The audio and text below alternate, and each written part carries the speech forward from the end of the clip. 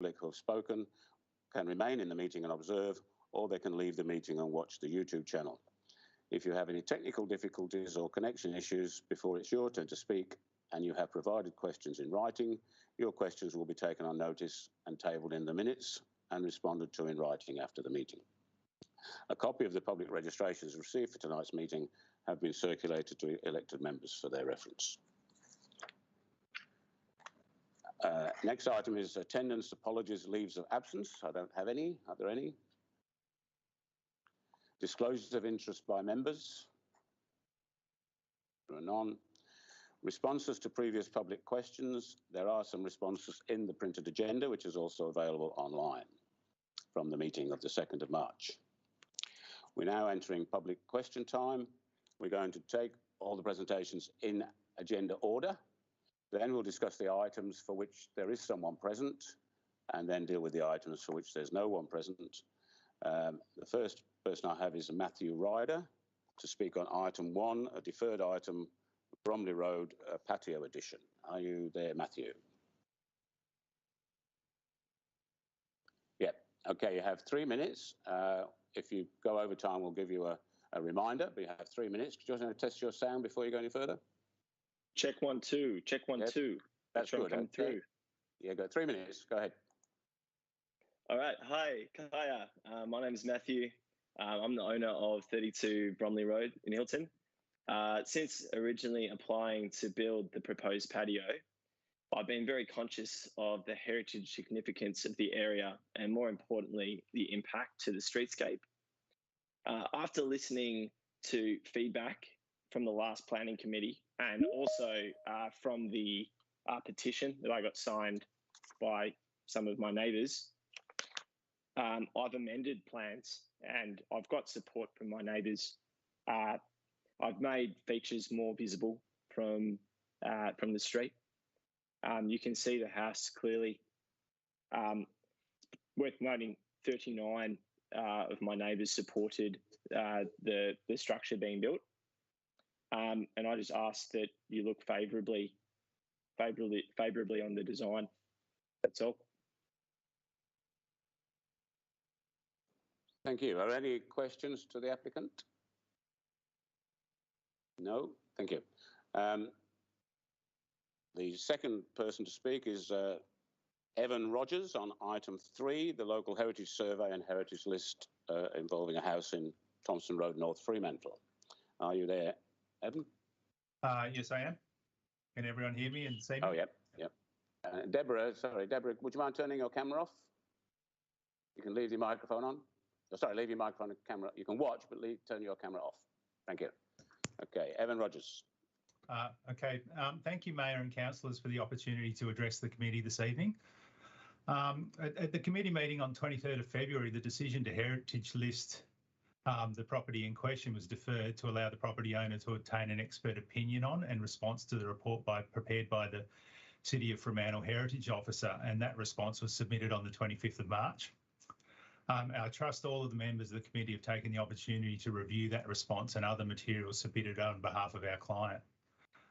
The response was prepared by Phil Griffiths, a well-known and highly respected architect and authority on heritage architecture in Western Australia, including the designs of Iwan Iwanoff, the designer of the subject property. I'd first like to start by addressing the statement of significance in the report prepared by the City of Fremantle. The first element of the statement of significance stated, if the building has, aesthetic and rarity value as a simple, well-composed example of the work of Iwan Iwanoff as an idiosyncratic example of late 20th century brutalist style of architecture. Now, in the minutes prepared tonight, there was no acknowledgement of the response by Mr. Griffiths in his report that we've submitted. But if I could at least allude to that, in his response, he rebutted that statement by opining that the City of Fremantle report overstated the significance of the building. There are in fact thousands of buildings of a similar structure all over light industrial areas in Perth and using concentric identical bays with side elevations distinguished by piers and planes. The design, this is a standard design for light industrial buildings, including a variety of materials, including brick, steel, tilt-up concrete, colour bond, among others. Mr. Griffiths quite correctly stated that if the building had not been designed by Iwanoff, it is unlikely it would have received any attention at all with respect to heritage.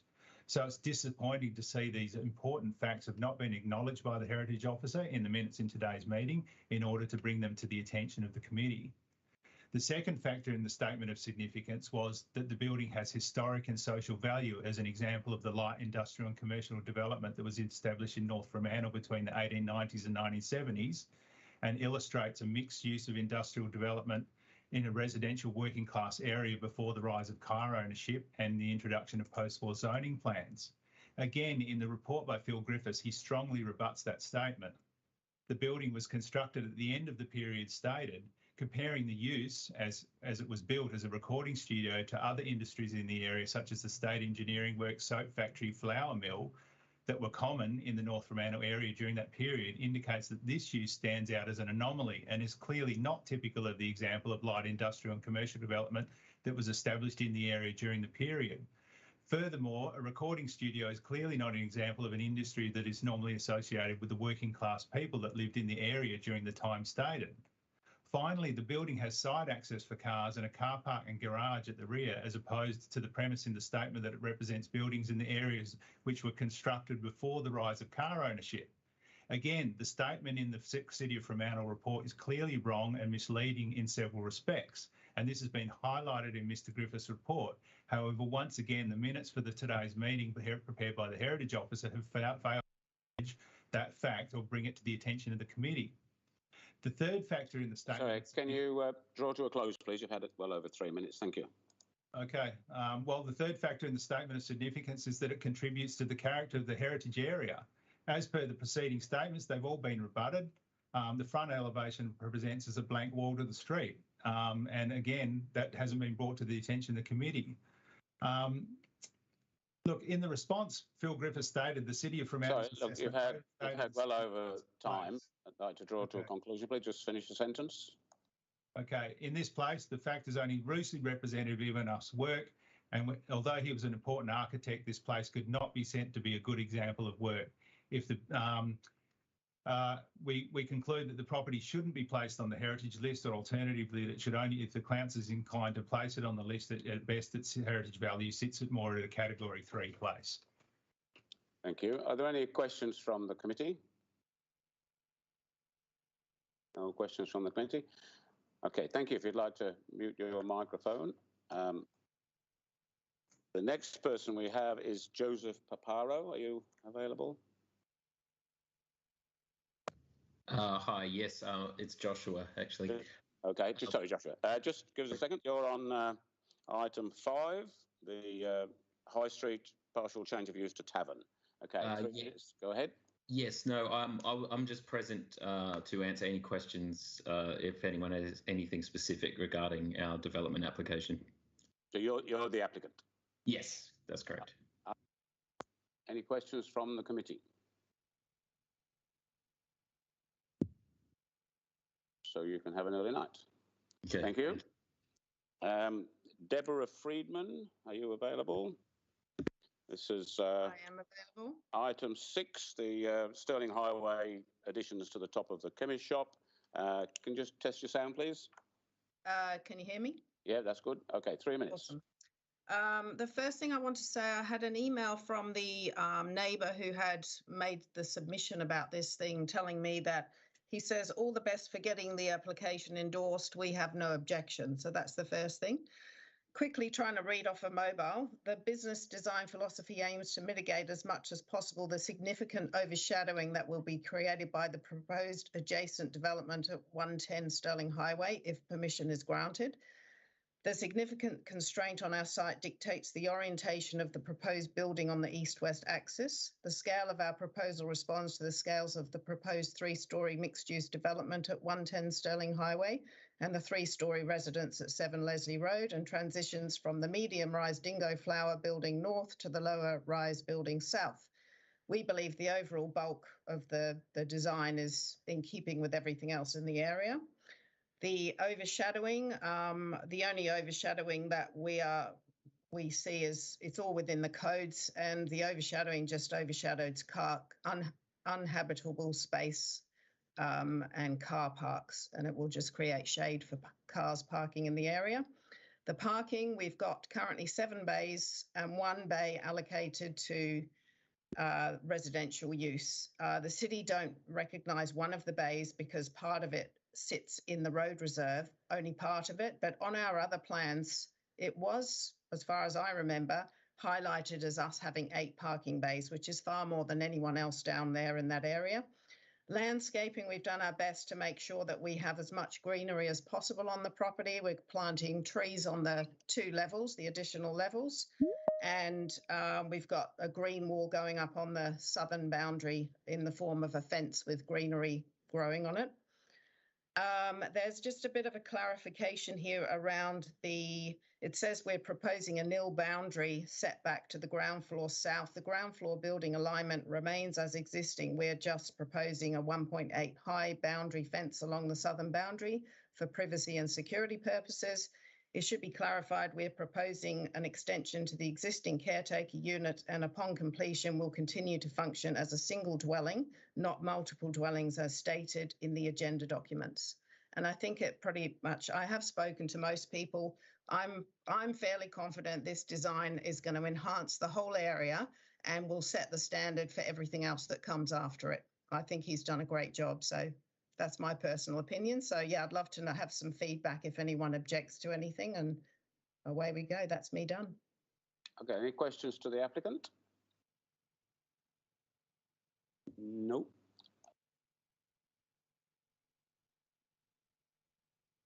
Next one is Carlo Famiano on the Girton Lane application, item 8. Are you there? Yes, can you hear me?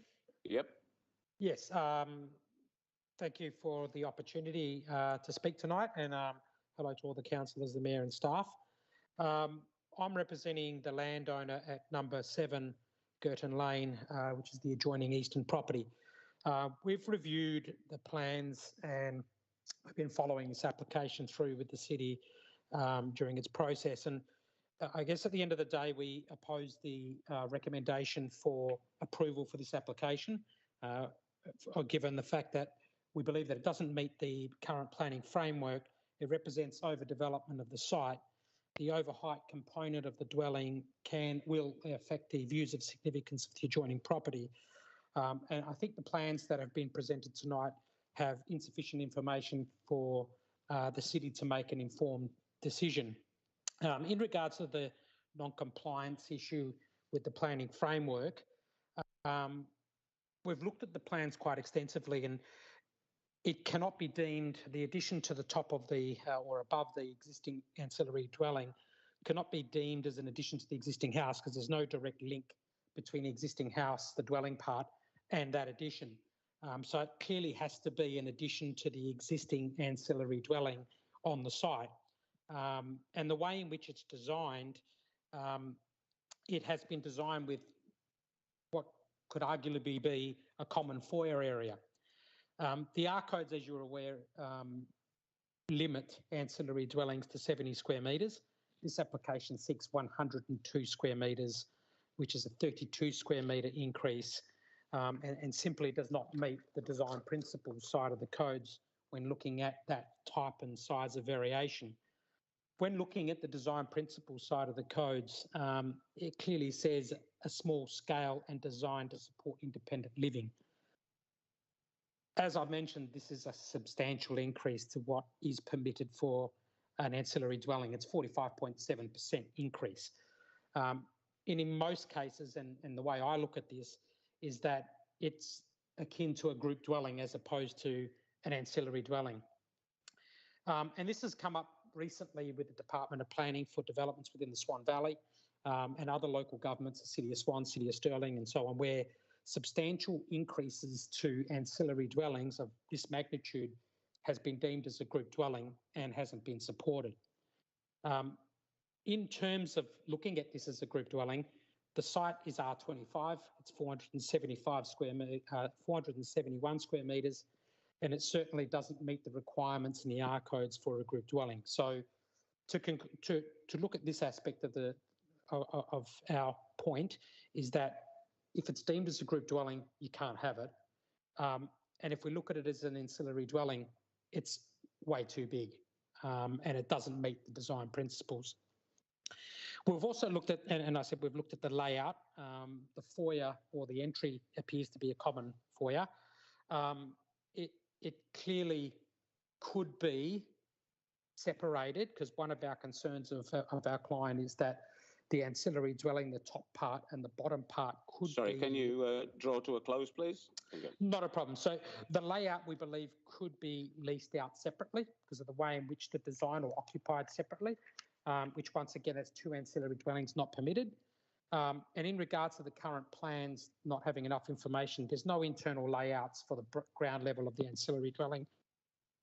There's no internals for the house, so there isn't enough information. In regards to building height, just to conclude, it does affect the views of significance of our client, and a simple solution is move that upper floor back. If it's only 1 ancillary, well, then they can certainly lose some space in that living area to push that upper level back to make it comply with the building height requirements. So just to conclude, we do believe that this shouldn't be supported, and that the application should be refused. Thank you. Thank you. Any questions of Mr. Famiano? Okay, the next speaker is Michael Perth, who is the applicant. Are you available? I'm here. Yeah. Okay, 3 minutes starting now. Thank you. Okay, good evening, everyone. I just want to say that I support the officer's recommendation on the addition and alterations to 3 to 5 Girton Lane, and then I'm available for any questions that the committee may have. But I just want to reply to some of the statements that were made by the previous speaker, that the whole intention of our addition is to create one livable dwelling, because as it is now, it is 2 separate buildings, and the whole plan was to create something that was completely joined, so that our 2 daughters are living in not a separate space, but actually in one livable dwelling. So that's the intention, and we did not have enough space in the existing dwelling. So what we've done here is we've created something that is now a composite living space, whereas before it was something that was 2 separate structures. And I think the end result will be a much more livable space for us. And there's no intention of having any kind of separate area to be renting out or anything like that. This is a family house we've got 2 sort of older children that are now young adults, and then that's so we're able to live in the situation with sharing all the facilities of the house. That's all I have to say. Thank you. Thank you. Any questions of the applicant? Councillor Sullivan? Yes, thank you, Chair. Michael, I just wanted to get a little bit of clarification about the history of the site and whether, in fact, it was 2 lots originally when it was subdivided. You know, I sort of have a memory of the different buildings being built at different times and completely different architects and everything, and just wanted to get a bit more understanding about the history of the blocks in that area, if you know it. Yes, I mean, originally this was all part of one very large block, which included the old grammar school, what looks like a church, and a number of sites, which are houses on both sides of the laneway. And then it was a strata title. So then there were some changes made when the blocks were subdivided. The alignments or the size of the blocks were changed in about 2000 or 2001. And number 3, the reason why it's number 3 to 5 Girton Lane is in fact the 5 is a half a block was added to the old 3 Girton Lane. And so it's essentially 1.5 blocks now, then in terms of its compared with its original size before. It was 1 block, now it's 3 to 5. Does that answer your question, Councillor Sullivan? Yep, thank you. Any further questions? Okay, thank you. No, thank you. We'll move on. The next item for which there are several speakers is item 9, which is Solomon Street 45. I'm going to ask the director to read out. Kevin Carter, the rear neighbour, was unable to be with us tonight, and he sent in a submission which the director is going to read, and then I'll take the other speakers and I'll take the applicant last.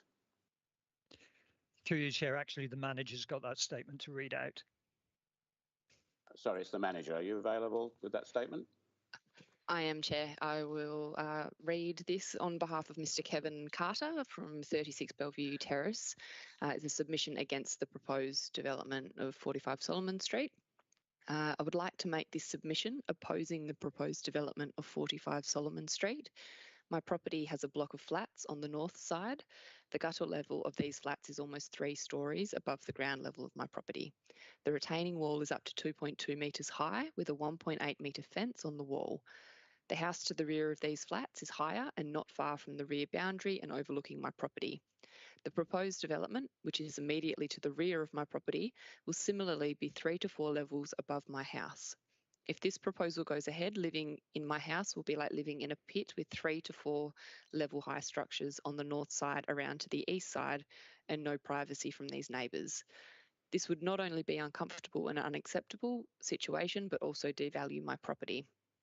I am not an expert on height limits. However, my understanding of the purpose of these limits is to maintain a uniform height in the neighbourhood and not disadvantage neighbouring residents. Height restrictions should apply to all neighbours, not only the adjacent neighbours on each side. To have height limits to protect adjacent neighbours in the same street but not adjacent properties in the front or rear is discrimination. My understanding is this proposal does not comply with our height restrictions. Simply put, it should be rejected on this fact alone. I am aware of a situation in Fremantle where the planning scheme had/has a limit to single-storey buildings. Approval was given for 2-storey homes. While it may have given the developer and the approving committee a warm and fuzzy feeling to allow 2-storey homes to be built, I can assure you the neighbours did not have the same feeling due to the impact on their lives and property values. It raises the question of why do these regulations exist? The impact of shading is another issue. I estimate the sun will rise for me approximately half an hour later each morning. Unfortunately, this is only an estimate as I do not have the information or tools to create an accurate profile. The information I have, not received from the City of Fremantle, shows 2 different shadow profiles. The second is much larger than the first, which raises obvious questions. I have since been informed, not by the City of Fremantle, that these are not correct. The shadow profile only applies at midday. If this is the case, why not apply it at the solstice or on a cloudy day when there is absolute minimum shading? My final objection is regarding the rainfall runoff. At present, there is unacceptable and illegal runoff from this property into my property. The lack of drainage shown on the proposal is a concern as the runoff is most likely to increase. I have been assured verbally this matter will be addressed. I await the outcome. Thank you. There are 3 other speakers against the proposal. I'm going to, can I ask you all to introduce yourselves by telling us where you live in relation to the application? I'll go first to Hamish Gleeson.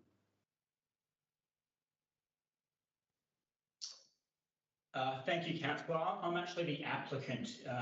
If you wanted to speak to the neighbours, I'm happy to go after them, but I'm the applicant from Summit Home Group. No, sorry, I will do that. I thought Mr. Soto was the applicant. Okay. Sure. So, yeah, Kristen Thornton. Yep. Hello. Can you hear me? Okay, that's fine. Yeah. Sure. Thank you.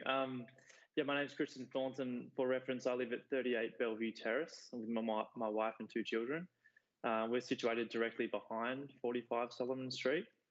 We'd like to thank Sue, Jeff, Ben, Bryn, Aidan, Tom and Maria for visiting our property to take in our point of view literally.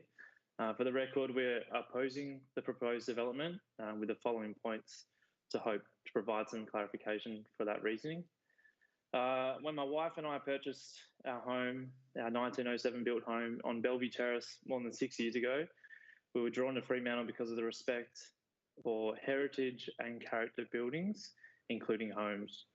We are fortunate to live in a neighbourhood where people are aware of the impacts of their behaviours and how they may affect others.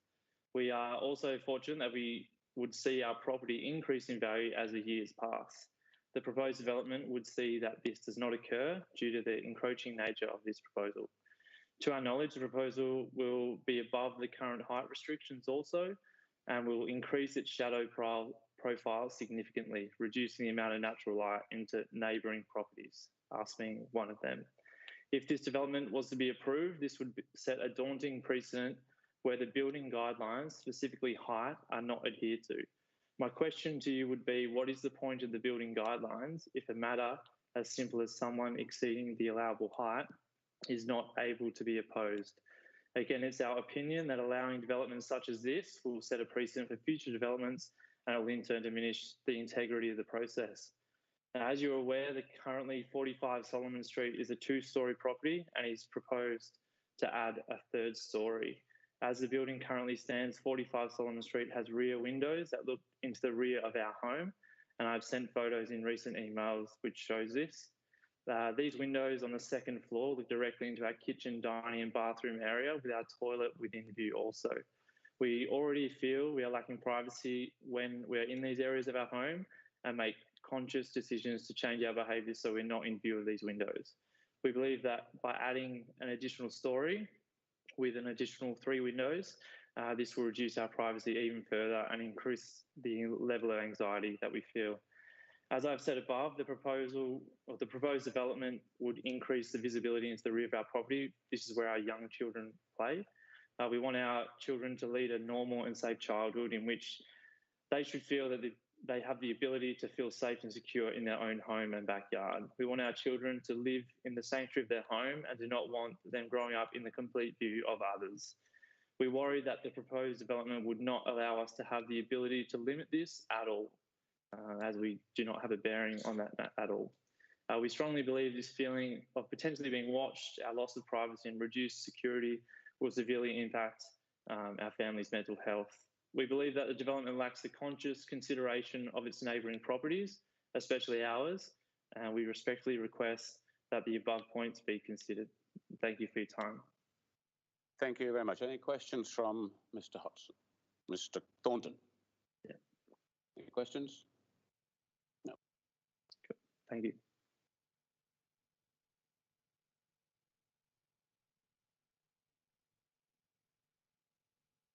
Carl Hodgson, are you available?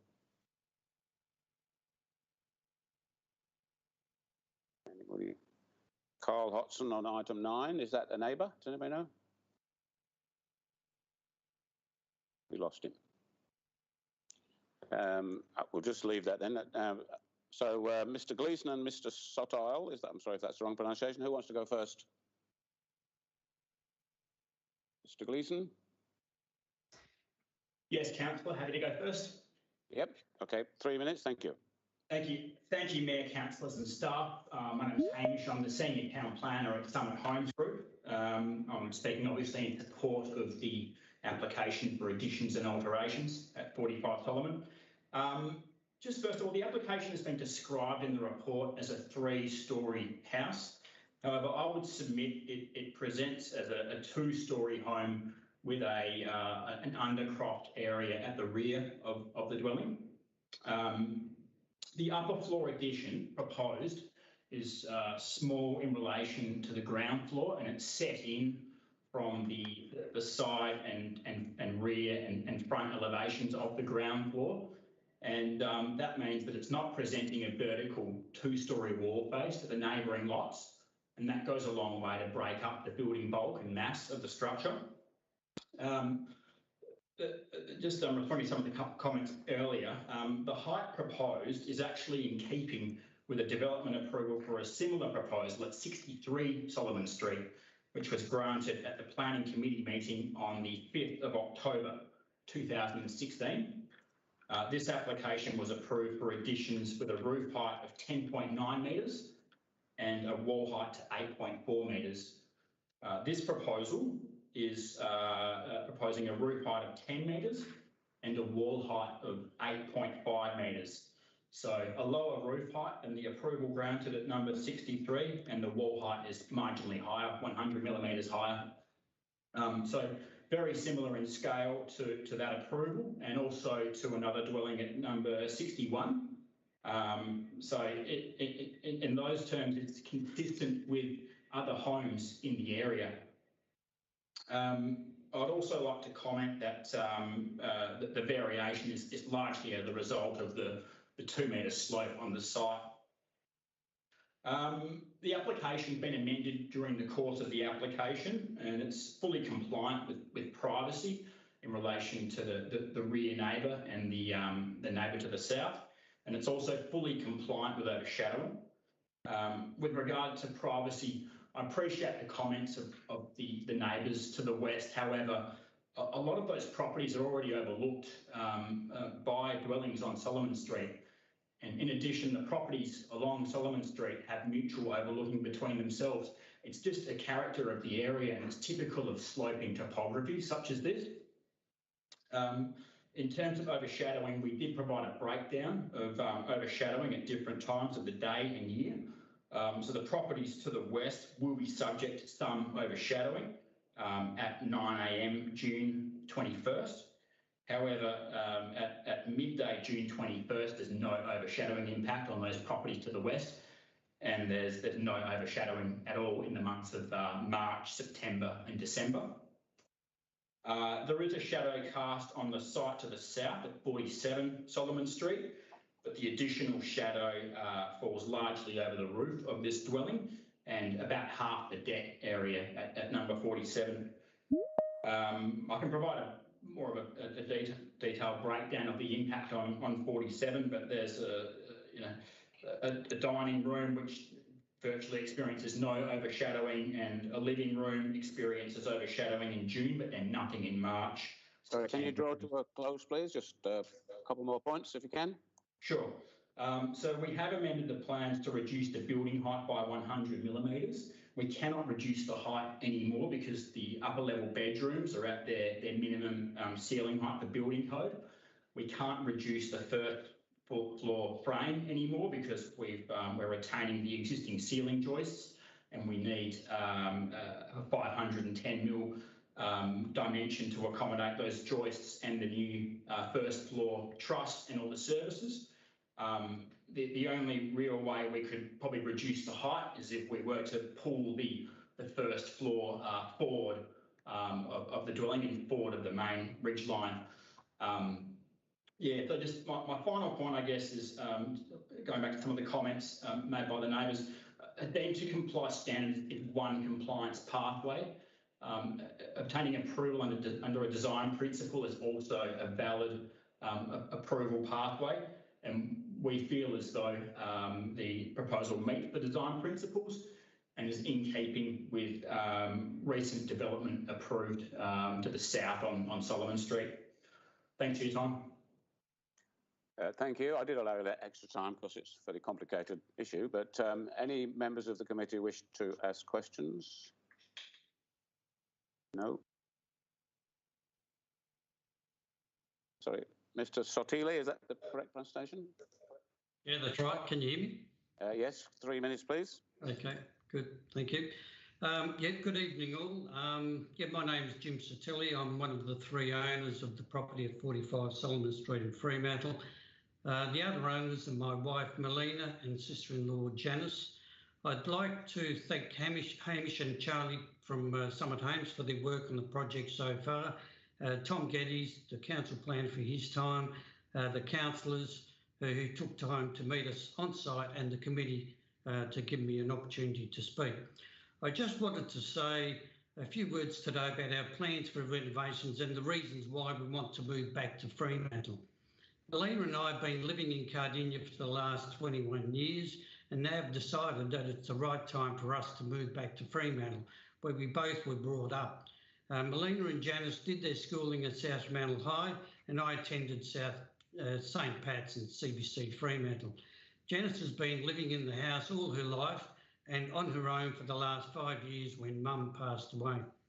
We've decided to move back to Fremantle for a few reasons: to be closer to my 98-year-old mother so that I can continue to take care of her, to fulfil Melina and Janice's lifetime dream to renovate Mum's house so that we can all live a comfortable retirement, and to support Janice with her health issues. Hence, we have included a lift in our renovations.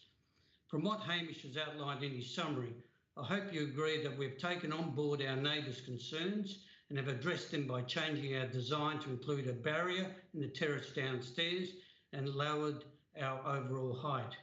As you can appreciate, since the house ceilings are currently 3.5 metres high, adding a standard height room on top is going to raise the issue of height, which sometimes can't be helped. We also believe that our neighbours' existing approved renovations will address some of their concerns going forward. I hope you also appreciate that in areas like Solomon Street, Fremantle, there are already significant ground level differences which introduce issues like overlooking and overshadowing, which in some cases can't be helped. I believe we have compromised as much as we can to address issues on hand. I'd also like to point out that there are other houses on the street nearby that have taken out similar renovations in the last 5 years and have had some sort of, and that sets some sort of precedent. Our rear neighbour on Bellevue Terrace had a fantastic tree removed a few years ago, which provided great privacy. They might consider planting another to assist with their concerns. Our design plans have not proceeded without consulting some of our neighbours and providing them with a copy of our plans upon request. We did this in good faith, even though it was outside of the allowed time frame. We also did this to minimise issues, but more importantly, maintain the harmony amongst our neighbours. We regard neighbourhood watch and harmony amongst neighbours as very important, especially in later years of life. So in light of all of this, which is what I've discussed today, we are hoping that our project is approved so that we can continue with our exciting next phase in our lives. Thank you. Thank you very much. Any questions from the committee?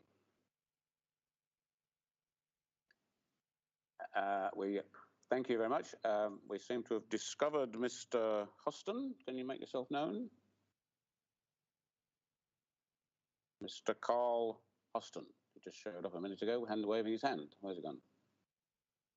Anybody know where he is? We'll just give it a minute. He just had his hand up a minute ago. Any idea? No. Oh, he's here again. Hang on. What's this? Carl Hoston, can you turn on your microphone and let us know where you are?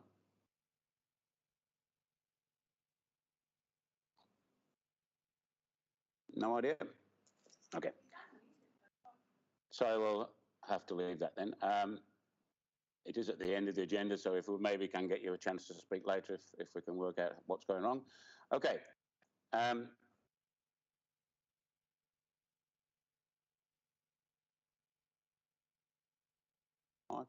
Got my microphone off, so we'll say that again. The final item of public comment is item 12, the North Fremantle rezoning. I've got Gerard McGill to speak. Are you there, Jerry? Yes, thank you, Mr. Chairman. 3 minutes, thank you. Thanks very much. I previously stated in relation to the demolitions that council should refuse them on the grounds that the application was premature in light of the future Fremantle study. The same applies here, as the subject area cannot be considered in isolation from the whole of the future of Fremantle study, nor indeed the context of the whole peninsula. I referred to the Leighton Peninsula as an urban archipelago of islands separated by rivers of traffic. The subject site should not be adding another island. This, fortunately, is acknowledged in rather more formal language in the report accompanying this item. The key issues being resolving, or at least not worsening, community severance issues in North Fremantle, considering a further road network option, that of a dispersed urban grid network of boulevard-style roads, a grid network that would provide flexibility to service local needs as well as through traffic, a precinct plan for the area to resolve coastal setbacks, transport and access, a co-location co-location of this development with the existing centre and establish strong pedestrian cycle connections between the existing town centre and any new retail facilities or indeed any other place on the Leighton Peninsula. This, I'm happy to say, is some of the most encouraging language I've ever seen from Council in relation to North Fremantle, which is why the North Fremantle community would support the urban deferred zoning. I'd like to express my appreciation for Paul Garbutt and the strategic planning staff for putting forward this extremely thoughtful response to the application. The bridge issue was a lost opportunity to do something creative about the future of the Leighton Peninsula, but this is another, and Council should stake a strong claim on it. If I might offer another suggestion, the proposal by the government to dispose of the McCall Centre is highly relevant to the bigger picture that includes the amendment. I believe it would be highly appropriate for Council to establish a position on that too. So, thanks very much for listening. Thank you. Any questions from Mr. McGill? Can I just ask, are you putting in a submission? I think I'll just check with the director. I think at this stage there isn't public comment because this is the very preliminary input, but there will be an opportunity for community and personal input at a later stage. Can someone verify that for me?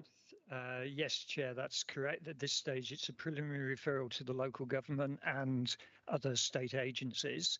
If the Commission decides to allow the amendment to proceed to the formal public advertising stage, that will be the opportunity when anyone in the wider community can make a submission.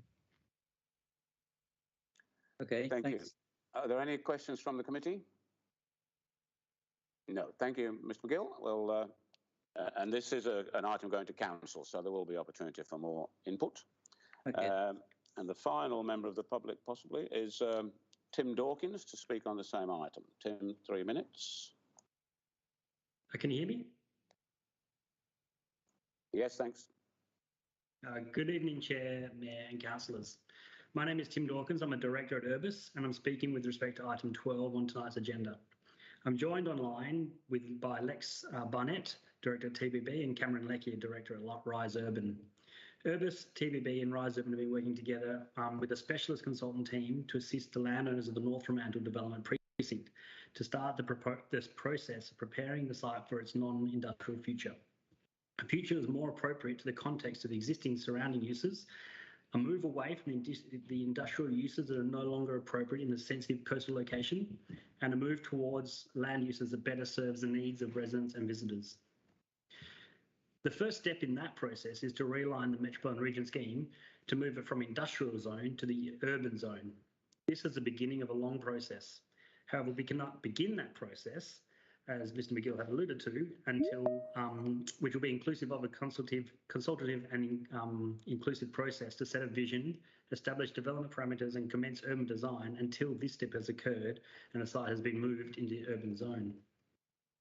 We look forward to working with the City of Fremantle and a wide range of stakeholders, including the community, to redevelop this former industrial land in a way that best reflects its amazing attributes. This includes a scientific and well-considered response to the matters raised in the agenda, including the various, including particular response to the coastal processes that are front of mind. It's important to note that this MRSM proposal has adopted the Council's position on full managed retreat, and coastal setbacks have been developed in accordance with the state planning policy on coastal processes. Finally, in light of all this, we don't believe the urban deferred status is necessary and recommend the Council endorse an urban zoning. The considerations set out in the agenda are all matters that are normally and regularly resolved through a structured plan that will be prepared under the City of Fremantle's planning framework, not an urban deferred process that will be determined by the Commission. Along with Lex and Cameron, we'd be happy to answer any questions you might have. Any questions from the committee? No? Okay. Lex, do you wish to speak? No, Mr. Chair, thank you very much. I think Tim has expressed our position on this very well. I think there's a long way to go. There is it is a long journey, as Tim has said, and we're really looking forward to getting to that first base. I think just emphasising the importance of this being able to go urban as opposed to urban deferred. That is the step that will really trigger the next layer of detailed planning, and we really welcome Mr. McGill's comments on behalf of North Fremantle residents, because that's what we really want to get into, and that full urban classification is going to be the trigger to start that process. So we're really keen to get the land zoned to a full urban zoning for that purpose. But one way or the other, we do appreciate the report's support for the future of this land being urban as opposed to industrial. Thank you, Mr. Chairman. Thank you. No questions from the committee? Okay, we've still got Mr. Hoston with his hand up. But no idea. One last chance, Mr. Hoston, if you're there. Okay. In that case, we'll move into the items. We're going to deal with the items where there were people speaking first. So the first one is item 1, deferred item, the patio in Bromley Road, Hilton. I'll move the officer's recommendation. It's seconded by Councillor Graham. Is there anyone wishing to speak?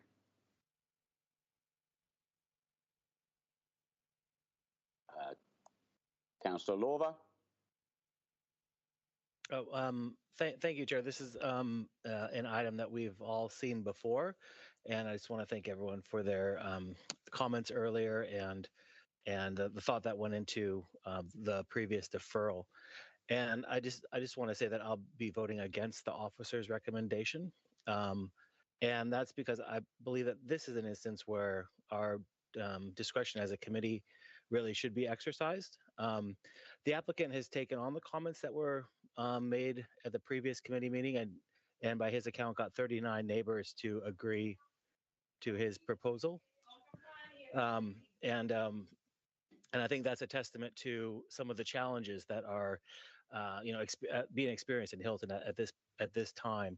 And if I could just briefly, some of the alternate proposals that was put to the applicant as ways of a solution to garner support from the staff just really are not possible, and that included lowering the height of the roof, because that's just not going to be a workable solution. Another thing that was suggested was to lower the level of the decking, and that also is just not possible at this area, because there's actually a concrete slab underneath that. And then so you couldn't actually lower the deck without doing much works there. And then the other thing was to make this a freestanding structure, which actually putting posts closer to the house would create barriers and also not create as open as an environment.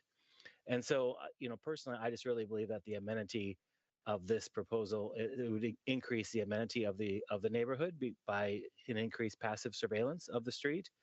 And that's also, I guess, doubly true, because if you look at the plans for this lot, there's really no amenity in the back of this house. There's about a meter that's there. And so, this is really the only place that the applicant will be able to enjoy the front of their area. And then the last thing that the council talked about, or the staff, was about the impact on the streetscape. And I personally just don't believe that the impact is going to be that major. One, because the applicant did take on board opening up and changing the pitch of the roof, so that way it's tipped up versus tipped down. But also, this proposal doesn't really project past the neighboring house at all, and the other side has adequate screening and everything. So I really believe that he's taken our comments on board, and I'll be voting against the officer's recommendation. And if that goes down, I'll be voting in favor of the alternate recommendation. So thank you. I've got Councillor Sullivan wishing to speak. Thank you, Chair. I'll just support what Councillor Lorver just said. Fundamentally, having been out on sites since the deferral, and the house is well set back. The awning is being revised in the way that the committee suggested that it should be, so it actually opens the house more up to the street. It might still be a very sort of patio, back patio type construction, and the conversations that I've had with the applicant, and I apologise to him for not getting back to him subsequently, but were much more along the lines that it's not the planning form that I'd love to see improved. It's more the construction technique, but that's not really a planning matter in this instance. So as I said to him, my feeling is that the way in which it is now configured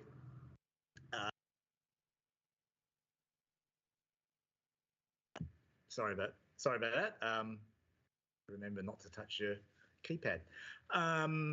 The test really for the planning approval is whether the form overall is right, and frankly it is. It's done what the committee asked for, and so I think we should vote the officer's recommendation down. Just bear in mind they obviously had to, or felt the need to repeat the recommendation that they made originally. The committee set a different path. The applicant has complied with that, and so a reasonable outcome should be an approval. I'll come to Councillor Groom, but Councillor Lorver, your hand is still up. Councillor Groom.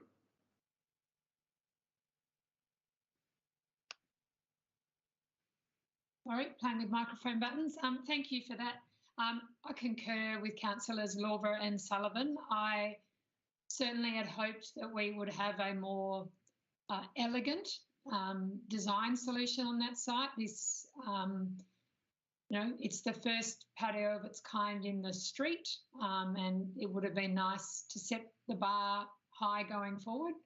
But in terms of the kind of overall built reform response in that context, and as Councillor Lorver says, a normal response to the subdivision of the land that occurs, that's beyond our control. So when that block was cut up, there were no other open space options left for the residents. So the only way for them to create covered outdoor space, which is generally considered as a good outcome for a whole range of reasons, is to put a patio at the front of their house. So our job is to find solutions that facilitate that with the least impact on the streetscape and neighbours. So, the applicant has worked in good faith to achieve the best they can for that solution within their means. Unless someone wants to speak in favour of the officer's recommendation, I'll move to a vote. We'll need to vote against the recommendation if you wish to move the alternative recommendation, which is on page 15. So does anybody else wish to speak before we vote on the officer's recommendation? Okay, can we do that, please? You need to hold your hand up long enough to be counted. All those in favour?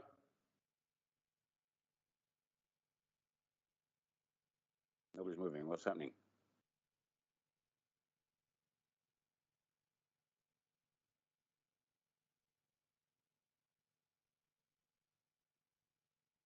Bryn, you're muted, mate. Sorry. Okay, we'll do that again. So we're voting, if you wish to vote against this, and then we'll move the alternative recommendation. So all those in favour? Okay, all those against? Bryn, you're moving the officer's recommendation or what? We've already moved the officer's recommendation, so we need to vote on it. There is an alternative recommendation in the agenda, and since we've already moved the officer's recommendation, we need to vote that down before we can move the alternative recommendation. Is that clear? Okay, yeah. Okay, so we'll move the officer's recommendation. All those in favour? All those against? Councillor Graham, are you voting? Sorry, a bit of a time lag on your camera. Is that unanimous? I think it's unanimous. Yes. Okay, so that's lost. We'll now move the alternative recommendation, which is on page 15, which is for approval. I don't think we need any further discussion, do we? Okay, all those in favour? Oh, sorry, it needs to be moved and seconded. Councillor Lorver, you'd like to move it? Councillor Sullivan, you'd like to second it? Okay, all those in favour? I think Councillor Lorber's frozen. Yeah, so I think we've seen everybody, haven't we? There seems to be a bit of a time lag on some of the cameras, so can we just do that again, just for the record? Hands up in favour. Keep your hand up. There's quite a time lag on Councillor Graham and Councillor Lorber. Okay, just bear that in mind in future. Okay, that's unanimous, thank you. The next item is item 3, the local heritage survey of the house in Thompson Road that we heard the speaker on. I'll move the officer's recommendation, which is to add it to the heritage list. Seconded by Councillor Graham. Any discussion?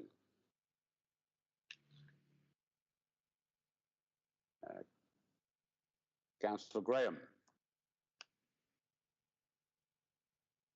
Yeah, thanks, Mr. Chair. Look, no, I'm not going to support the officer's recommendation. I find this a bit of a difficult one.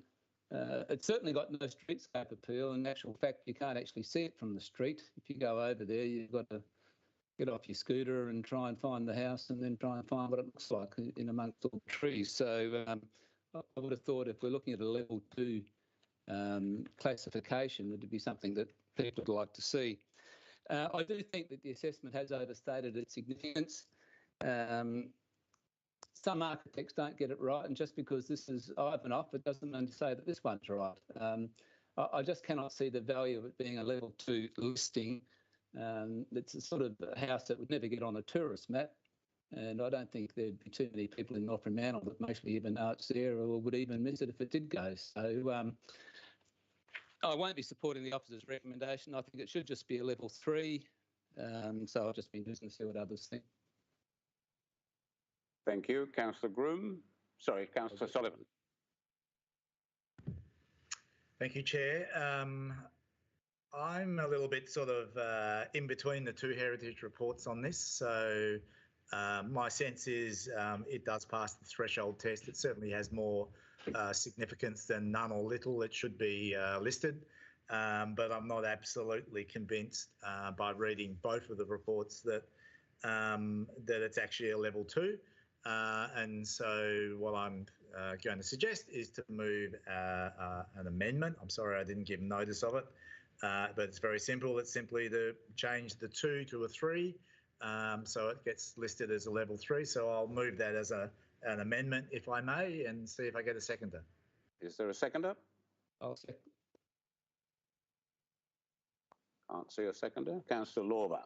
So it's moved by Councillor Sullivan, seconded by Councillor Lorber. We're on the amendment now, which is to make it level 3 heritage listed. Is there any discussion of that? So can I just speak to that, obviously? I think the conversation that's been had is that it isn't in any way a high quality example of the architect's work. It is at the lower end of the scale in terms of his particular contribution to West Australian architecture.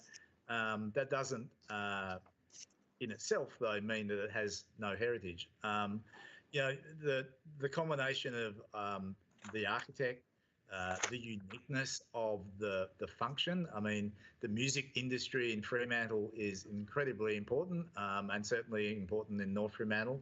And so there are some social heritage aspects which I don't think have been all that well discussed. And so for those reasons, I feel that it does need to be on the heritage list. But I would also imagine that the potential adaptation of it would be better observed, I guess, at a level 3. I just don't, if I think of other level 2 buildings in Fremantle, I just don't really feel that this one has that that quality, that uniqueness in heritage, that standout quality that a level 2 or a level 1 should get. So I'll see how we go on that and leave it to committee. Councillor Groom. So I was going to speak to much the same. So thank you, Councillor Sullivan, for moving that amendment. I just can't support a listing at a category 2 with all of that it implies, both in terms of what the value of the building is and the implications for the owners. To my mind, it just doesn't meet the criteria, and I found several of the arguments put forward by the well, not the proponents, but the respondents, to be well justified. So I'm happy to support that amendment. Any further discussion on the amendment? Ready to move to a vote? So it's all those in favour of changing from level 2 to level 3, please raise your hand. Is that unanimous? Councillor Lorber? Yes, that's interesting. Oh, you're frozen on one screen and not on the other. That's interesting.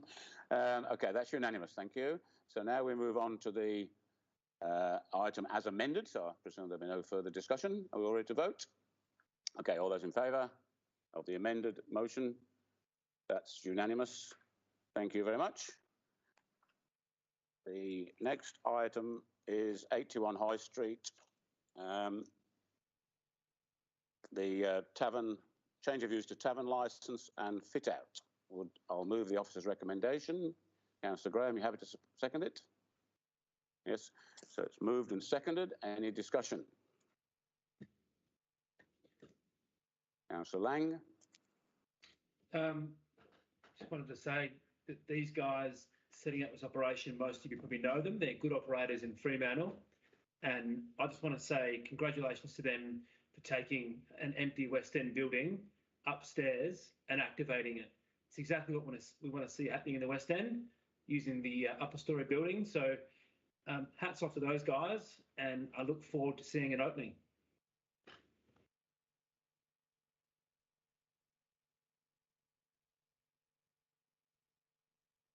Any further discussion? No hands up? Okay, I'll move that to a vote then. All those in favour of the officer, yep, that's unanimous. Thank you.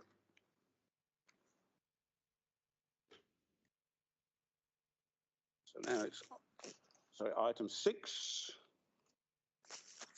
Stirling Highway 2-storey addition. I'll move the officer's recommendation. Is there a seconder? Councillor Graham. Any discussion?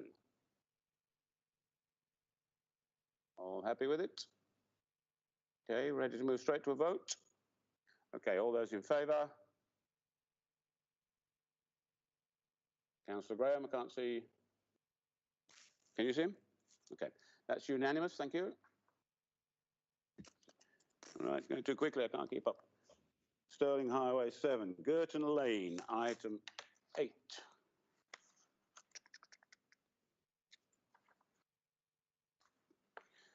So it's Girton Lane, item 8. I move the officer's recommendation. Is there a seconder? Councillor Graham, happy to second?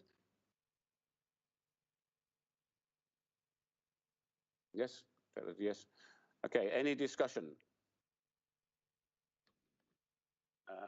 Councillor Groom. Yeah, I wanted to kind of talk to some of the kind of issues raised by the neighbour, and I guess my thinking when considering this proposal, because it's certainly different and we have had to think about what it means, and is it a, you know, an attempt to stretch or push the planning scheme. But my reading of the plans is that it is creating a flexible house to be shared by adults. And at the end of the day, it is just a 4-bedroom house. It remains a good amount of open space, does not overdevelop the site, and creates the kind of flexible and adaptable living environment that we need to see more of in our community to, you know, meet a variety of needs and a variety of household configurations. So I welcome the proposal. I think it has been considered and I'm happy to support it. Any further discussion? Councillor Sullivan. Thank you, Chair. I'd also support that. I've followed the Girton Lane redevelopment since its inception in the 90s. And there are some quite small lots obviously created in that area, and there are also some quite big and quite tall houses built on those small lots. This is now one of the bigger lots. It was developed in multiple stages and it remains, in terms of its height overall and its bulk and scale, one of the smaller of the buildings in Girton Lane. And I think on that basis, it would be unreasonable to be knocking this back on the grounds of being an overkill in built form. In terms of the ancillary dwelling, I mean, sometimes the planning kind of framework that we have to test density doesn't exactly match the diversity of living styles that we have in Fremantle. And this council has been very encouraging of a range of different types of developments that went well beyond what the codes were set up to do, and the codes are slowly catching up. Where you've got additional or ancillary dwellings, which are effectively using bits of existing buildings and are kind of like essentially one house made into two that's quite capable of being made back into one, then I'm not absolutely convinced that we need to be slavish to the particular sort of bog standard rule that's set in the R code. So for all of those reasons, I think it's reasonable. I think they've already compromised a fair bit in terms of setting the building back from the eastern boundary, and in many ways they've paid the same respect to the eastern neighbour as the eastern neighbour originally did when they built their building, with a fairly narrow setback as well. So you know, the old saying, "What's good for the goose?" So I think it's appropriate that we approve it tonight. Thank you. Councillor Lang. Thank you. I've had a look at this site, and it is somewhat of a difficult site. And echoing what my colleagues had mentioned earlier, have to remind myself that a loss of a view, while unfortunate, isn't a planning consideration, and it's happened to me before, and there's not much that I could do about it. Having spoken to the applicant about the loss of the view, I understand that there has been considerable effort to try and maintain views from the balcony from the neighbouring property. So while some view has been lost, they have worked hard, I understand, to try and leave some of the view there in place from that balcony. Being a difficult site, I will support it, but yeah, it's a tough one when it comes to the views. It's not really a planning condition. Anyone else wishing to speak? I will speak to close the debate, but if anybody else wishes to speak first. Well, I'm also old enough to remember being on the planning committee when Michael Petroni first did this development, including the old grammar school, which is not a church. Most people think it's a church, but it's actually an old school. And I think he took on the whole site and subdivided it. And I think, if I'm right, the building that's now the ancillary dwelling was his building at one stage. So I have visited the site. It's a very difficult site, very complicated, very hard to find a door. But I think the family wish to achieve, and what they've tried to achieve with what they have to work with, which is two totally different buildings sitting on the same lot, I'm pretty happy that that's a good result, and I'm happy to vote for it. So with that, is everybody ready to move to a vote? Okay, all those in favour? Councillor Graham, I'm not seeing you moving. Thank you. There must be a lag on your camera. Okay, that's unanimous. Now to Solomon Street, number 45. Now there is a referral motion, but I will take discussion on the item first, and then at some point, if someone wishes to move a referral, we'll discuss that at that point. So I'll move the officer's recommendation, which is for approval. Is there a seconder? Councillor Graham? Yep, up to second. So we'll moved and seconded. We'll discuss it for a while, and then if somebody wants to move referral or deferral, they can do so. Anybody wish to speak? Councillor Groom. Yeah, I've really agonised over this one. It is a really potent example of how the R codes are not fit for purpose in the old urban form of Fremantle. Once we combine the varying lot sizes, the topography, the kind of our built form heritage, the rules in the R code just don't make a lot of sense for what we've got to consider in our decision making.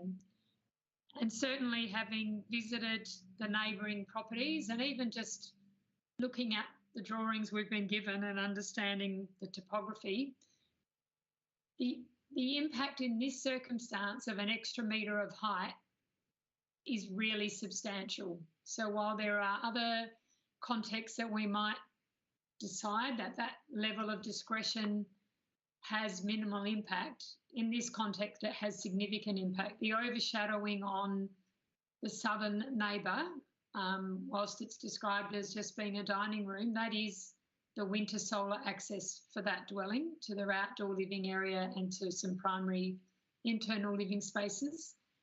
And the real and perceived overlooking to those rear dwellings that are 6 or more metres below the existing ground floor of this new dwelling is real. The impact of the extra metre in wall height means that those windows that are looking into those dwellings are a metre higher than they may otherwise be, and that exacerbates that overlooking impact. I would love to think that there are solutions that the owners could find that would mitigate some of those impacts, locating the development more forward or more to the southern side, or looking at what options there are to do some of that development kind of at ground level or sub-level, because I really support the outcomes that the proponents are trying to achieve. And again, that notion of, you know, a family of adults sharing a house, which can require a different built form. So you know, that's where my struggle's been, because I understand the intent and I think it's, you know, something we would like to try to support. But in this circumstance, that impact on the neighbours, I'm finding it really difficult to reconcile. Thank you. I've got Councillor Lang next, please. Thanks. Yeah, following on the last item as well, which was quite a tricky one, I'd say this one's even trickier. Councillor Groom has absolutely captured everything perfectly. I won't repeat any of that. But in support of the applicants again, I want to say I support what you're trying to achieve here with your family living and ageing in place in Fremantle. That's something we want to support as a council in Fremantle, the ability for people to live together with their families. So we support it. I support that concept. It's just though this application just needs some changes to limit the loss of amenity on the neighbours. The ability to see straight into the back of their house does impact on their living.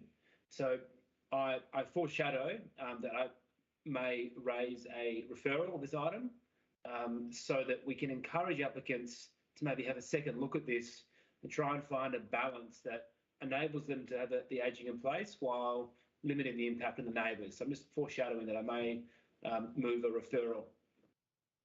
Thank you. I'll just ask the staff if they could have that ready for us, please. I've got Councillor Lorber next, please.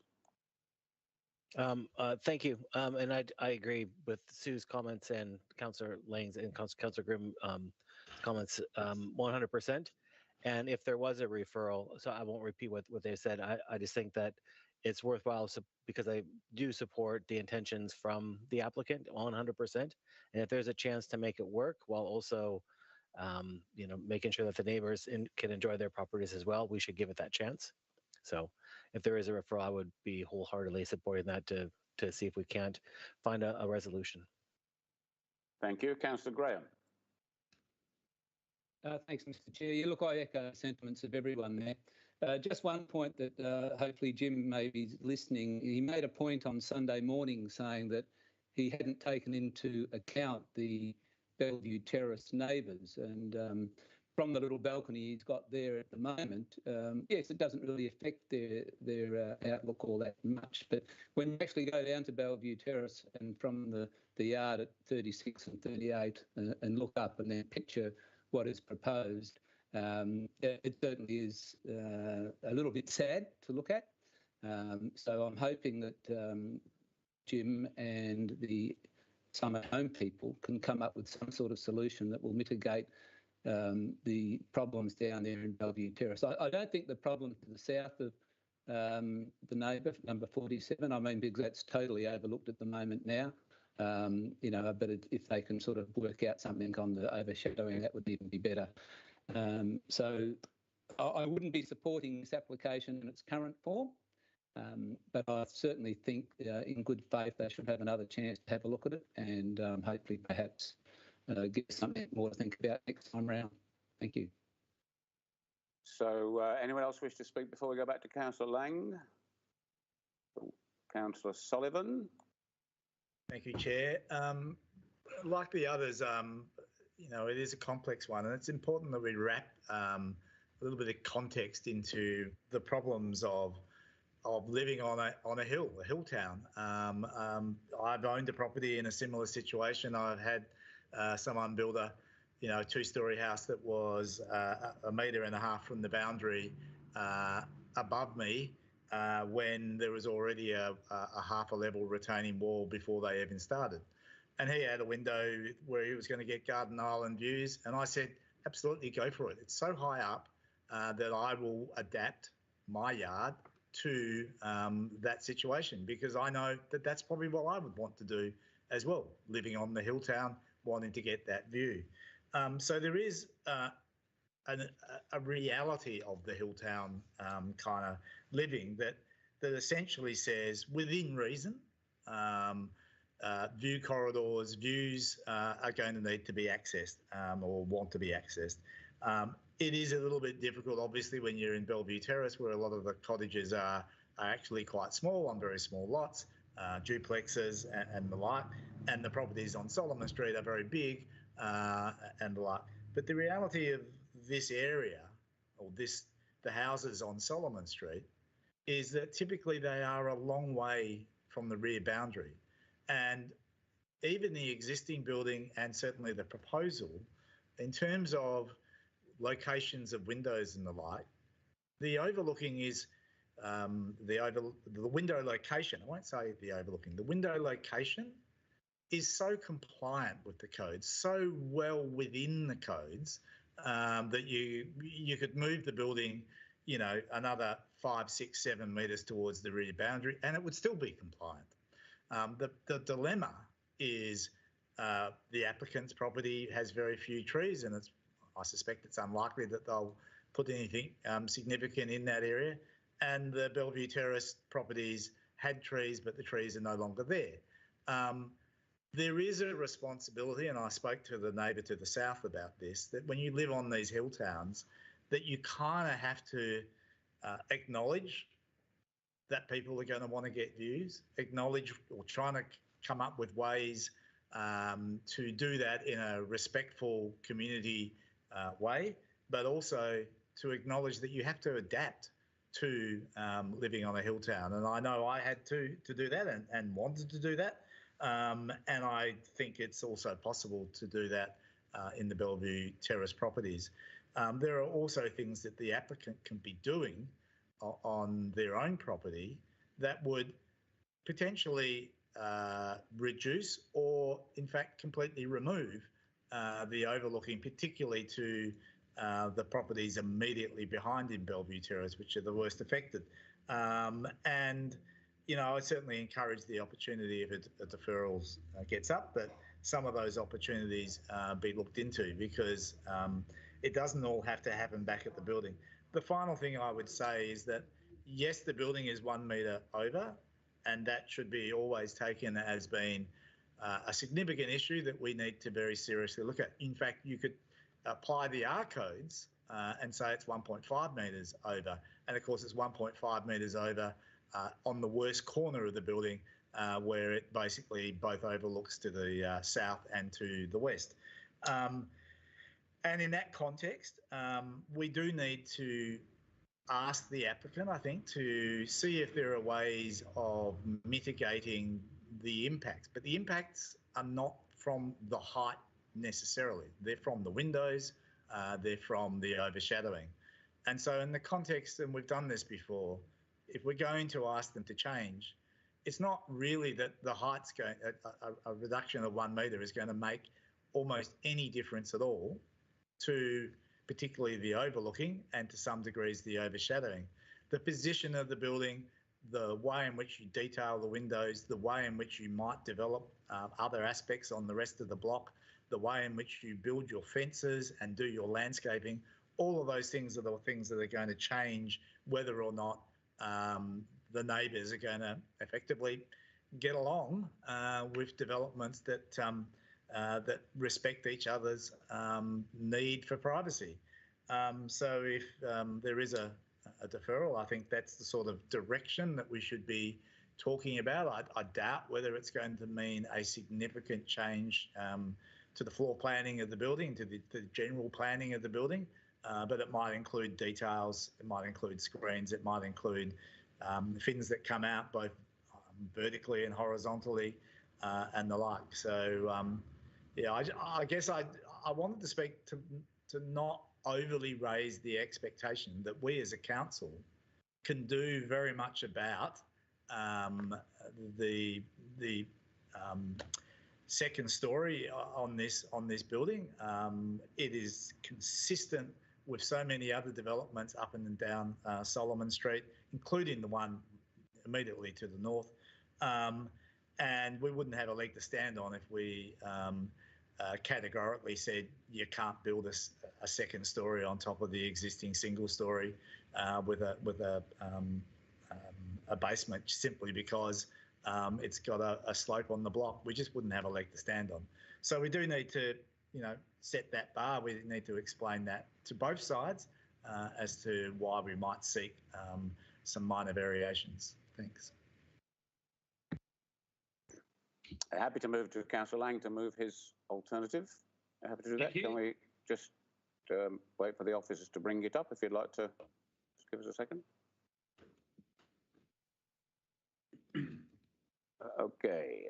Councillor Lang, would you like to move that? And I believe Councillor Sullivan was going to second it. Is that correct? Correct. Thank you. So we'll take that as moved and seconded. Would you like to speak to it? No, just to reinforce the points that I do support the principle of the applicant, and touching on what Councillor Sullivan said before, there is always going to be an issue with this development behind, but we want to try and reduce the impact on that for the neighbours as much as we can. Is everybody ready to vote then? No further speeches? Okay, all those in favour of the referral, please raise your hand. That's unanimous, thank you. The next item is item 12, the MRS Amendment North Fremantle. And I'll just remind you that there have been a couple of comments about making some minor alterations to this, but it is going to council. And I think the suggestion was that we maybe do a bit more work on it before council if you want to. So I will move the officer's report. Is there a seconder? Councillor Graham, thank you. Any discussion? Councillor Lawver, is your hand up for this one or the last one? Yep, okay. Councillor Lawver. Just briefly, I just want to thank the staff for putting together a pretty thorough report on this, and it is great. And while I have a few things I'd like to see, maybe if we can make it stronger, I'll be, working to bring that to the full council. So just want to thank the staff for their work on this. It was really well done. Any further discussion? Councillor Sullivan. Thank you, Chair. I do want to comment because I have flagged that I think the recommendation needs to be strengthened, and there are a couple of matters that I think perhaps need to be included in there. The word that Jerry McGill used, which was premature, does to some degree ring very true in my mind. Not so much to the privately owned land, because I think it probably is reasonable that is zoned urban deferred or even urban if the foreshore reserve element can be sorted out. But the development WA land, which is part of that land, which is, if you like, the blighted land that's been railway reserves and road reserves and unresolved issue reserves all the way through there, and it just gets wider and wider as it gets towards Tydeman Road. If we don't get a convincing final outcome out of Future of Fremantle study that actually describes and demonstrates how that land is going to stitch everything back together, how that land is going to undo the 30 or 40 years of segregation, I think was the word Jerry used, the creation of the archipelago. He was polite enough to say separated by rivers. I would probably have used the word sewers. So if that land isn't sorted out, then I really fear for the way in which the development of the private land will occur, because it will effectively turn its back to it rather than help restitch the areas back together. So in that sense, there is a prematurity about the idea of rezoning this land to its final outcome. But of course, none of us want to block the development either. We don't want to slow it down. We want to speed it up. So there is going to need to be kind of a conversation about how we do both. How do we make sure we get the right outcome that stitches everything back together at the same time as not unreasonably slowing things down. And that, my friends, is a very significant challenge.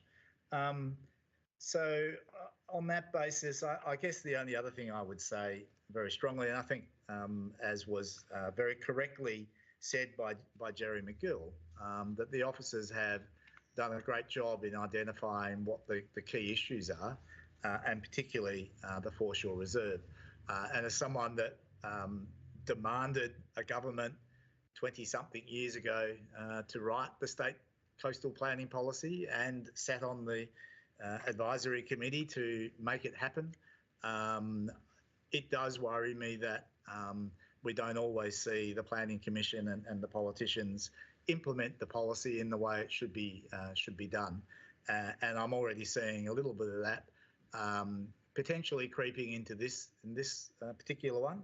And I reference particularly the level of erosion already at the southern end and the critical importance that having two highly functional regional beach nodes in close proximity, how critical that is to our region, and particularly the 70% of the user groups who live south of the river. You're not as worried about the user groups in Mosman Park or Cottesloe because they have a plethora of alternatives. But for those people who live south of the river in Bicton, in Melville, and all the way east along Canning Highway and all the way out to Hilton and beyond, these are their beaches. And we need to make sure that they still exist in 100 years' time. So, sorry, I apologise. That's not an easy task.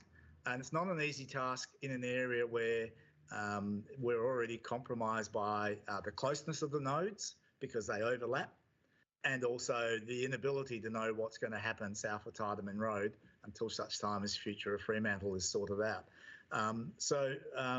But they're the issues. We need to go through them systematically, and we need to get the right outcome that serves our community into the longer term, well beyond our lifetime. Thank you for that. Mayor Fitzharding, you've got two hands up. I don't know how you do that. I don't know either. I completely endorse everything that Councillor Sullivan has said.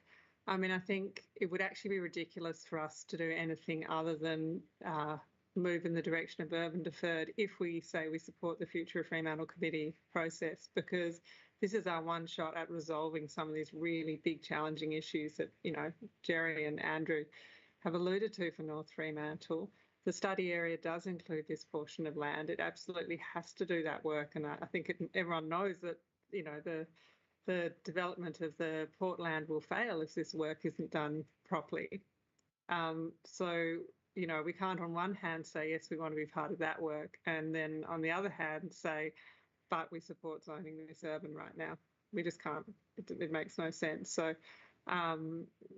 logic sends us in that direction. I don't think that the proponents should reflect that we are never going to have that conversation, but till we sort out some of the connections, the coastal setback, some of those other issues about community infrastructure, it's just premature. So, I look forward to finessing the officer's recommendation, which was already very well done, I thought. Thanks. Thank you. Any further discussion? Mr. Chair, I seem to have lost my hand button on my screen, so I don't know where that is. But anyway, can I just say a few words? Yes, your video is not moving very much either, so maybe you've got I know the limited bandwidth. Funny, so anyway, okay. Look, off you go. Yeah, I do sort of support all this. I think you mostly all know that I'm a bit of a supporter of making this all urban. I don't really understand, I'll be quite honest, I don't really understand urban deferred versus urban at this stage. So I know we've got 2 weeks to consider this at full council. So I'll try and find out a little bit more, because at a briefing the other day, I never heard the terminology urban deferred from the officers or from anywhere else. So it seems to have been put in part 3 here, and I'm none the wiser as to what it is. But I certainly don't want a lesson on it tonight, troops. I'm quite happy to do some research myself. And but as I said, I'm a supporter of making this urban. This has got a long way to go. I mean, it'll be mostly still going well and truly after a lot of us have left council. So I think we've got to make the most of it. This is our place where we get extra people living in the city. We get extra rates. We get extra everything that's great for the city of Fremantle and the greater residential area and the whole city-wide place. So at this stage, I will vote against the officer's recommendation until I do a little bit more research, and hopefully I'll find my chat thing later or my arm. I'll leave it at that. Thank you. Any further discussion? Bear in mind this is going to council. Can't see any hands up. Okay, you're all ready to move to vote? All those in favour of sending the office report to council?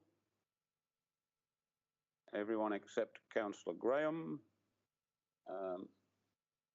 Sorry, Councillor Law, were you in favour? Yep, so all in favour except for Councillor Graham, so that's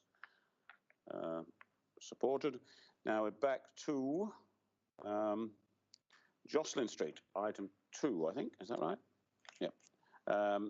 Item 2, Jocelyn Street. I'll move the officer's recommendation. This is a referred item. We're asked to make changes. They made some very small changes, which are detailed in the report. I'll move the recommendation, which is for approval. Is there a seconder? Councillor Graham. Any discussion?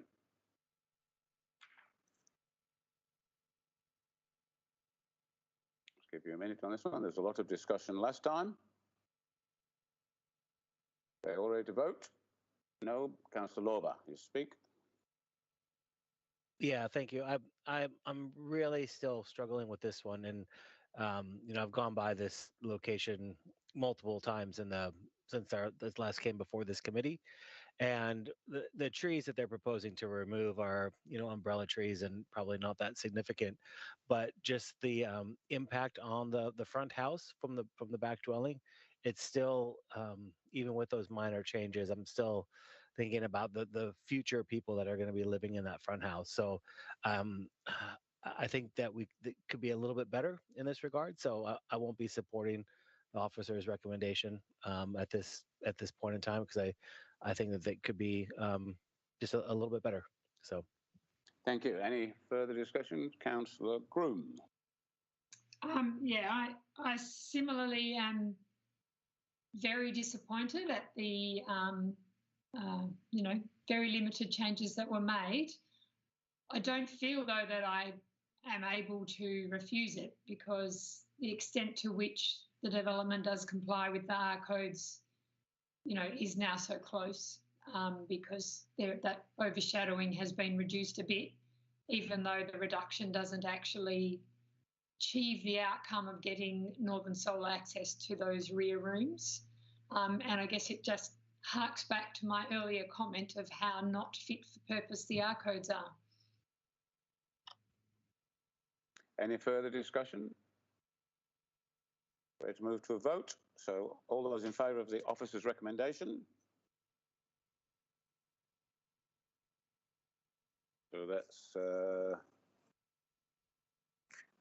yeah. So and against.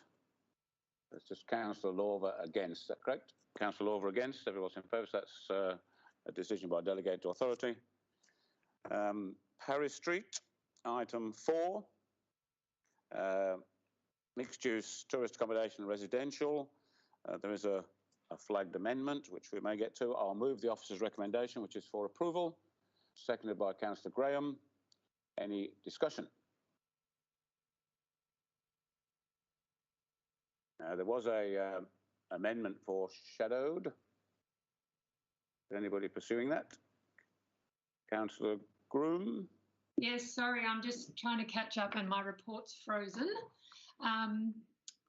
So this is another proposal that I've kind of struggled with because it's not really as in its context and talking to the streets and parks and kind of activity around it as much as I would like. But I, acknowledge that it is the kind of height that we are wanting to get in the city ring. We have supported similar height recently nearby on High Street and, recognising the proponent has gone through a fairly protracted process with our design review committee who I guess I can say that at best they gave a, kind of level of support. You can read that they still have reservations. But the thing that kind of when I was able to move beyond all of that, when I read the conditions and recommendations as we've got it and kind of really looked at this, lack of deep planting and green space on it and the reliance on Queen Square for that the way our conditions were worded kind of implied that we weren't really locking the proponent into actually doing works in that square. We were saying if you want to, then you'll need approval. And so I am proposing an amendment that makes it really clear that our expectation is that they will invest in enhancing that space. And one of the reasons for that is because there isn't that deep planning on site, but that's my expectation where that investment goes, and it was the basis of their initial proposal. So I did put forward an amendment and Councillor Sullivan posed some alternative words to that. Could we get those up on the screen? So ask the staff to get that on the screen, please.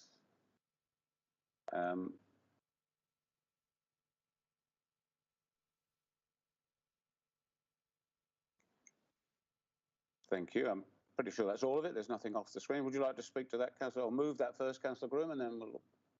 Yep, I will move Councillor that. Sullivan seconding? Yep. Okay, it's moved and seconded as an amendment. Would you like to speak? Well, I think I've spoken in introducing it.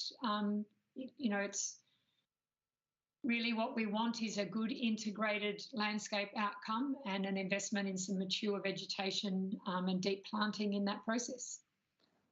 Is there any further discussion? Not seeing any hands up. No. Councillor Sullivan. Thank you. This is, again, this is one of the ones I reckon I've seen this application 4 times now over the decade. And I would support what Councillor Groom said. I don't really want to go into, my less than satisfactory desire for the building architecturally. But it is an important building and it is a difficult site to develop, and I have previously accepted that and moved on with that. The thing that I wanted to talk about, I guess, is what the amendment tries to deal with, which is essentially the previous iterations. It was very strongly put by that activation of the park was really highly desirable, and that we would be prepared to help in any way we could to facilitate that type of activation. Now, frankly, I would let the proponent raise the height of the building by another metre if it meant that the rear part of the cafe could get raised by another metre. But that's only one way to skin that particular cat. We have an effectively fairly flat park, and I've got it up on Google Maps on my screen here, and it's got a couple of nice trees on them, but it's pretty basically boring. It has a swing and a sandpit in the middle that never gets used, and it could be so much better than that. But to be a lot better than that, it actually needs activation. Now, I know that the applicant's proposal sort of describes it as a private cafe. And my sense is if we were to get the landscape in the park right, that even if it starts its life as a private cafe, there would be an automatic logic to a business plan in their mind to turn that private cafe servicing the apartment needs, the short stay needs, into something that actually serviced the park. And so my vision, is very much about how the park gets used, what sort of future playgrounds or the like that we might be able to put in there. I know that Councillor Lang, I think, talked about, we've got 4 parks there. Could one of them be dog exercise walking and, those sort of things fenced in? So they're the sort of things that we need to do to Queen Square to actually make it work. And so I was a bit disappointed that the idea that sort of flowed through was that the development shouldn't be allowed to do very much to the park. I acknowledge that their proposal was probably somewhat privatising. We need the balance. We need to actually get to a point where the developer is allowed to help us develop that park, but in a way that both the community, the broad community, get to utilise it, and also the people staying in that building equally get to utilise it. It's about a 1 metre crossfall across the whole park. It's always amazed me how architects and landscape architects in WA can't deal with topography. It's like everything has to be on the flat. If we can't come up with a really elegant solution in that environment that deals with some level changes in a subtle way that doesn't make for privatisation of public space, then I'll go heave. So I support the amendment and helped put some additional words in. I just have one question, if I may. I did speak to the manager today just about the need to make sure we get the wording right on this, so that the requests that we make for contribution are seen to be precisely related to the development. And that's a typical planning requirement, and something that we would need to make sure we get into the recommendation, or at least the reasons, to ensure that it is clear that anything we ask the developer to do in a public space is genuinely related to the building. And as Councillor Groom said, that includes if we are asking them to do landscaping and deep root planting, it's because they don't have deep root planting in their own site.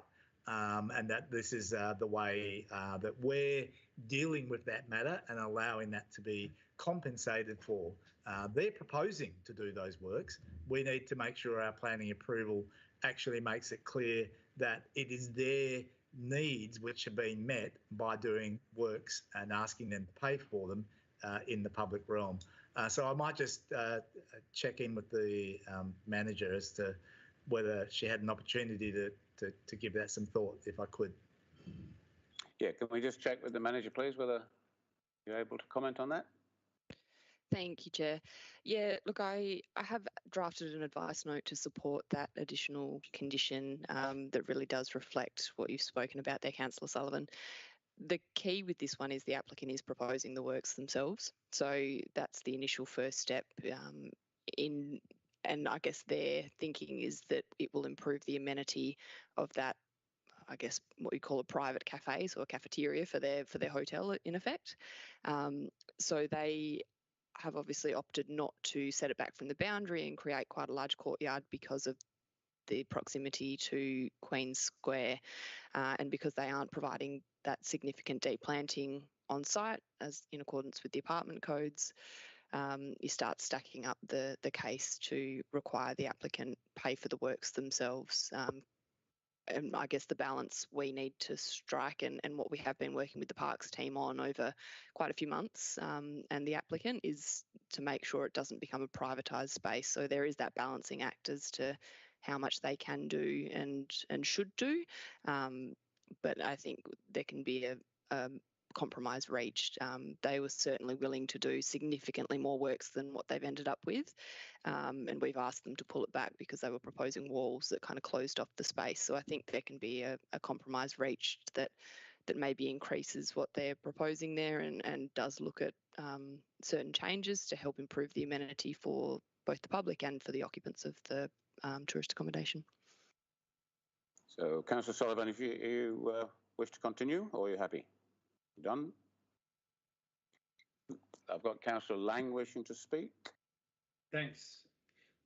This site, as we all know, is a landmark site, and it's also a really good opportunity to activate Queen Square, which we know is there's not much happening in Queen Square at the moment. In fact, in City Ward, I get a few phone calls and emails about behaviour in Queen Square, and I have people saying to me, can you pull the park benches out of Queen Square to deter the antisocial behaviour? And that's kind of not how I really want to work in Freo. I don't want to be pulling out benches to curb antisocial behaviour.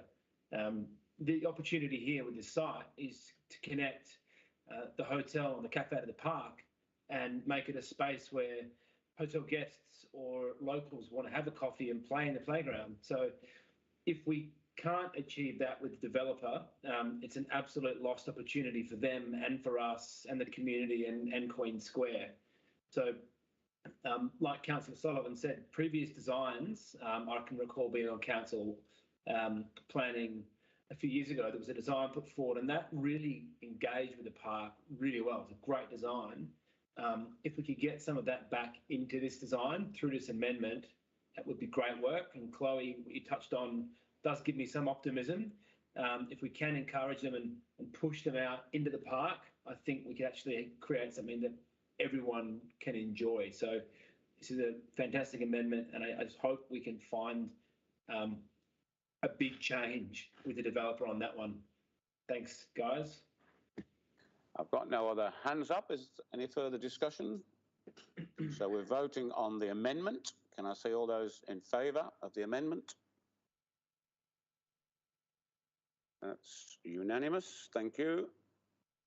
And now, do we need any further discussion of the amended recommendation? No. Okay. All those in favour of the amended recommendation? That's unanimous. Thank you. Okay, the next item is 18 Staple Street, a very derelict heritage house, which the applicants have done some excellent work on. I'm very happy to move this recommendation. Councillor Graham will second. Any discussion? All those prepared to vote? All those in favour? Unanimous, thank you. Seaview Street Carport, recommended for refusal. I'll move the officer's recommendation. Councillor Graham will second. Any discussion?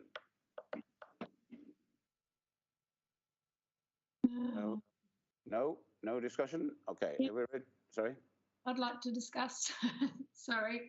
Sorry, yep. I wonder whether we would consider a referral with advice to the applicant on what they could do to modify it, because certainly we would entertain, an alternative design that didn't dominate the front of the house so much, rather than going down a refusal pathway. So I'm not sure what the appetite for that might be. I'll second that if you move it. Would it be difficult to get the words correct tonight? Are you all right with that? Yeah. Well, can I ask the officers just to work on that for a minute, maybe do a different item? Are you happy with that? Yep. Because we haven't got a great deal left. Information report, page 139. I did have one question on that.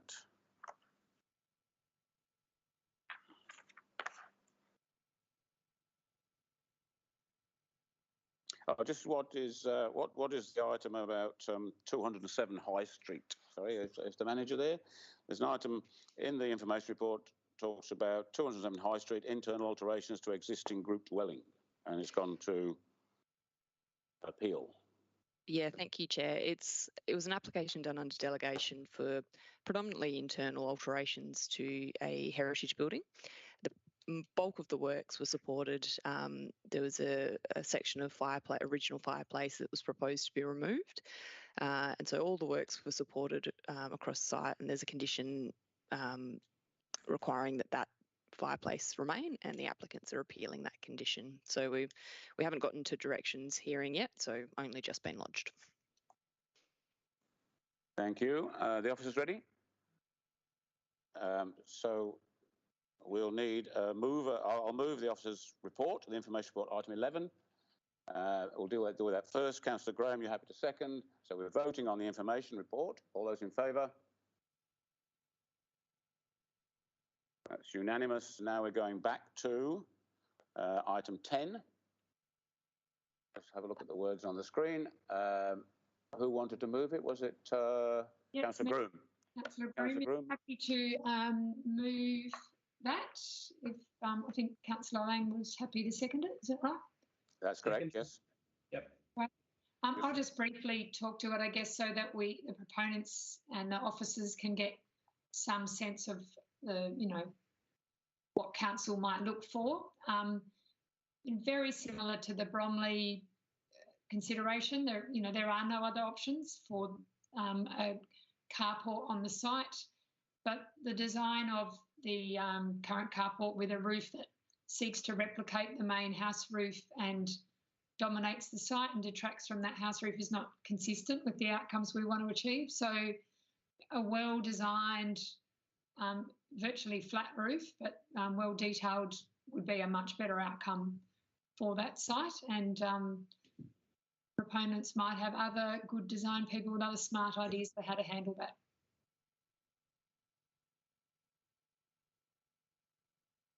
I have Councillor Sullivan to speak. Thank you, Chair. I just wanted to ask a question before we go to the referral vote of the staff as to whether or not staff have already been through that process or this proposed process with the applicant. I guess we ought to have a sense of their preparedness. If the conversation hasn't happened, we should do this. If the conversation has happened and they've basically said, we're not interested, this is how we should be doing it, then maybe I'd be less inclined to support a referral. But yeah, staff may know whether that's already the case or not. And I'll get a comment from the manager, please. Thank you, Chair.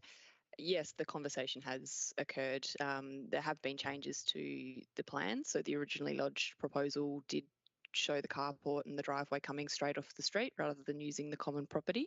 So it has been orientated, and at that time it was raised with them. The design was overly dominant. So they have been provided with that opportunity. Sometimes, though, it does allow the applicant, if committee does refer it to take that a little bit more seriously. Sometimes it doesn't. So I guess regardless, if it does end up at a refusal, it would end up at mediation anyway. This might be an interim step, but it really is in the hands of the applicant. I don't believe anyone registered to speak or is viewing this item. So that might tell the story. Thank you. Any further comment on this referral? Okay, all ready to vote. All those in favour of the referral? That's unanimous. Thank you. So it's, now just check with the staff. I think we've done everything except for the procedural motions. Okay, item 11, motions with previous notice, there are none. Item 12, urgent business, there is none. Item 13, late items, there are none. Item 14, confidential business, there is none. And thank you very much for your attendance, and close the meeting at 8:01. Well done, Bryn.